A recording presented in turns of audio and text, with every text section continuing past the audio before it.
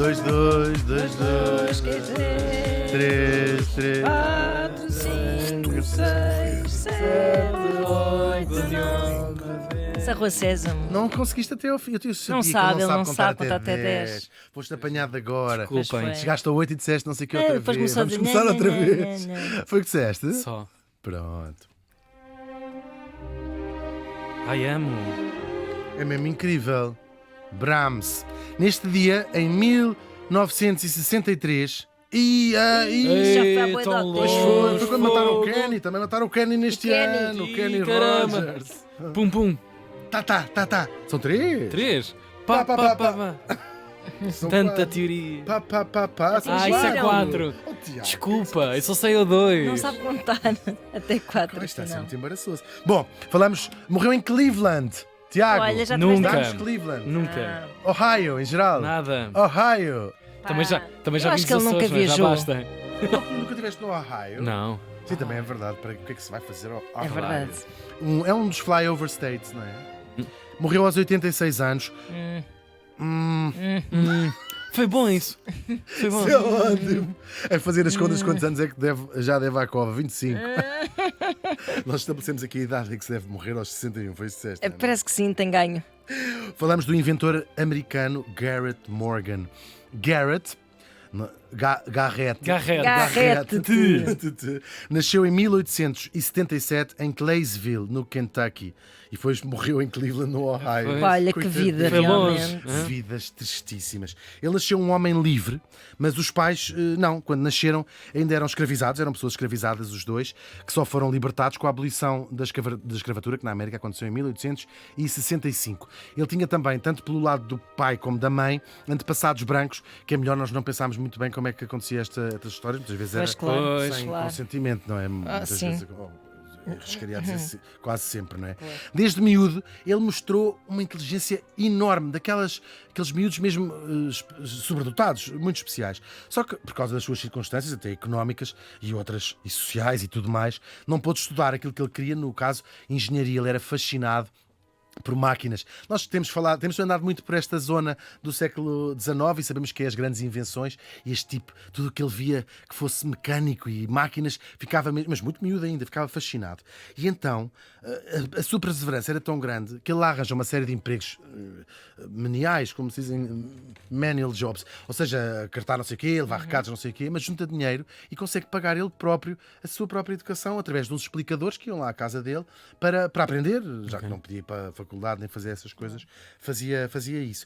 E depois vai-se empregar numa série de fábricas e ele ia trabalhar para as fábricas com uma perspectiva muito... E era rapidamente reconhecido isso pelos donos das fábricas ou pelos administradores das fábricas. Era estudar os mecanismos das fábricas, das máquinas. Ele ficava, e claro, mesmo que o empregassem como operário na primeira semana ou segunda, às tantas percebiam que tinham ali um valor enorme, porque ele reparava as máquinas. Ou dizia assim, isto está muito lento, se a gente mudasse aqui a cabeça do Carter, isto fica a trabalhar 2 vezes Cá mais está. rápido. Incrível. Sobretudo com máquinas de costura e essas cenas todas. E ele fica fascinado com as máquinas de costura, que era uma novidade também na altura, e vai abrir a sua própria loja de reparação de máquinas de costura, e às tantas ele olhava para aquilo, porque ele era de facto um sobredotado, olhava para aquilo e dizia assim, mas espera lá, se isto fizesse... E ele criou até aquele coisa, o ponto ao zigue-zague das máquinas fazerem, e às tantas de reparar máquinas de costura, abriu mesmo uma indústria de roupa e de fazer roupa, já com a segunda mulher, e empregava muita gente mesmo, muita gente, muitas dezenas de pessoas. O negócio corria bem. E é um caso muito extraordinário para os afro-americanos, logo neste início do fim da escravatura. Ele vai ser um homem, não vou dizer rico, mas muito destacado socialmente. Ele é um primeiro homem em Cleveland, um homem negro, a ter um carro, a guiar um carro, porque era fascinado também com feito. essas coisas. Sim, mesmo feito. Certeza. E depois, com uma preocupação social grande, ele vai pertencer e apoiar muitas daquelas instituições que começaram a aparecer dentro dos próprios afro-americanos, a criarem instituições para se apoiarem uns aos outros na educação, porque perceberam, somos um grupo da população que foi privado de educação, Pois. de laços familiares, às vezes, de estrutura cultural até, durante séculos, e portanto precisamos de nos reconstruir, e a educação perceberam logo que era a chave. Ele criou um jornal para a comunidade afro-americana, portanto um homem notável mesmo a todas as maneiras, mas não se ficou por aqui, muito longe disso. para além do espírito inventivo, ele era também muito observador. Às vezes era um bocadinho correio da manhã, mas também, sobretudo, observador. Também sol. A gente às vezes tem aquela coisa do esses não sei o que, agora não sei o que eles fazem lá na casa dele, que é o estilo do sol, vá. Ele foi observar uma das principais, era muito atento ao mundo à sua volta e observar uma das principais dificuldades dos bombeiros. Ele vê aquilo tudo. Qual era a principal Ele dificuldade? ficava assim com as mãos combate? atrás das costas, assim, olhar para as coisas. Por acaso, Sim, era um devia homem de ser a mesmo várias coisas. esperto. Tá? Era um homem A incrível. coisa, a leitura das Sim, necessidades. porque ia percebendo Claro. o mundo de uma maneira que há pessoas que nasceram para ter essa perspectiva, como olhava para uma máquina e percebia o que é que as necessidades da máquina. A junta da cabeça de Carter do É óbvio. esse tipo de homem. Ok. E então ele vai criar uma invenção, ou vai inventar uma criação, podem escolher, Escolham. que até hoje já salvou a vida a muitos milhares, é incontável, milhares e milhares e milhares e milhares de pessoas, que é uma máscara de se pôr na cabeça com 2 tubos à frente para filtrar o ar, ou seja, permitir que haja oxigênio, filtra todos os fumo, no caso o fumo, tem uma máscara de oxigênio que dava para tu te manteres durante, no limite, 10 minutos a respirar ar puro. Isto foi uma revolução em quão longe os bombeiros conseguiam entrar dentro do incêndio, que era relativamente pouco, porque matam eles próprios, não é? Pois, Inalas fumo.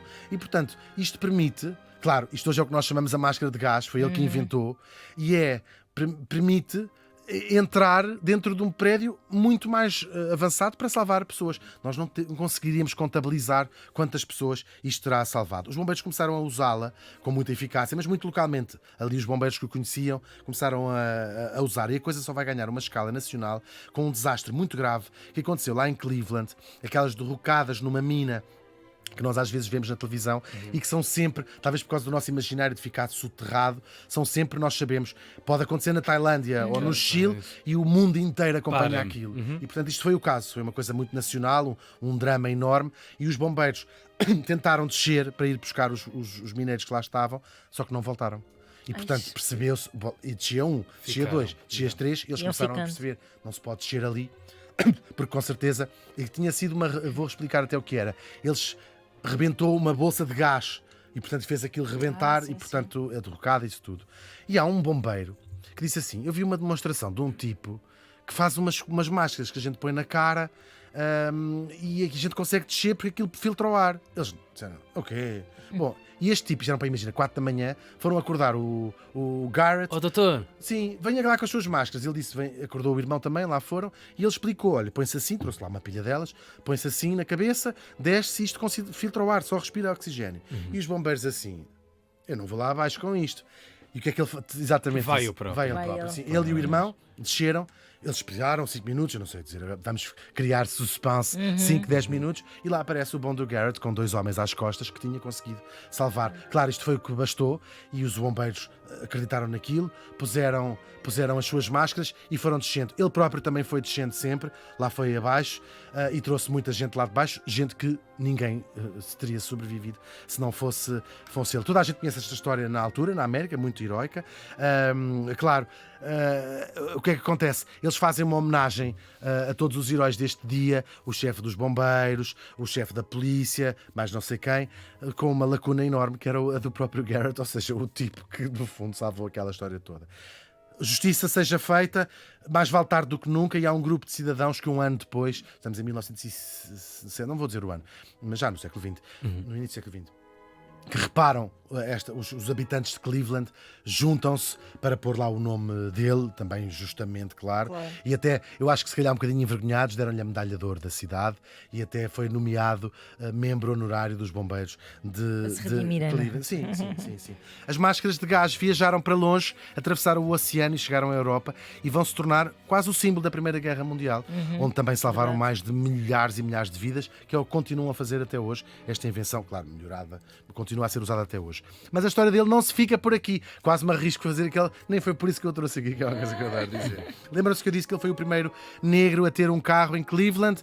Pois foi. E vai ser ao volante do seu carro, que um dia está num cruzamento, isto é um homem incrível, e vê um carro espetar-se contra uma carroça. E ele pensou assim, isto é porque o trânsito não está a ser bem regulado, porque era regulado à mão por um polícia sinaleiro, não é? Que tem falhas humanas, ou não está lá, ou não está lá, não é o caso, mas não se percebe, não sei o quê, ou o próprio sinaleiro distrai-se, não percebe que vem uma carroça não sei de onde.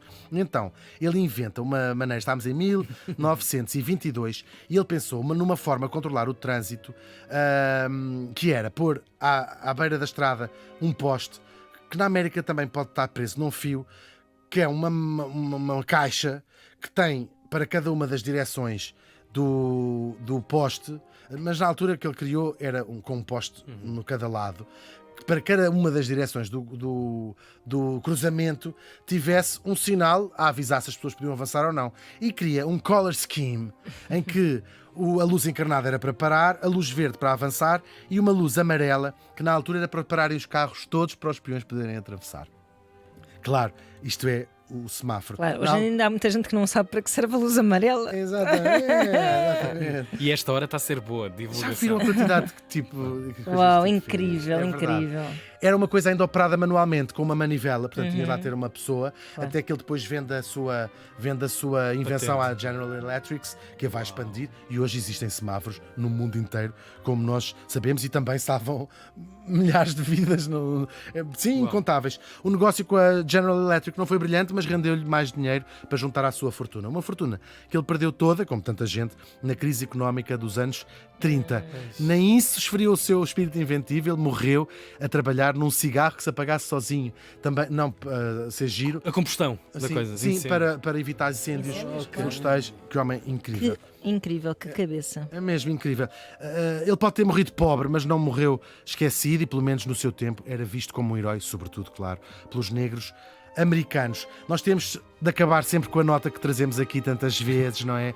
Não é para estarmos sempre a bater na mesma tecla, mas é porque o passado oferece lições muito importantes para o futuro. Os contributos do nosso morto e estas incontáveis vidas que as suas invenções salvaram não foram possíveis graças a uma mudança de paradigma na sociedade segregada que de repente disse: bora começar a desegregar. É o contrário, precisamente. O seu espírito, o seu talento também e a sua perseverança ajudaram a mais tarde acabar com a segregação. Porque perdemos sempre todos enquanto humanidade quando nós excluímos, quando impedimos e quando apagamos as contribuições de todos. O Garrett Morgan morreu faz hoje 60 anos.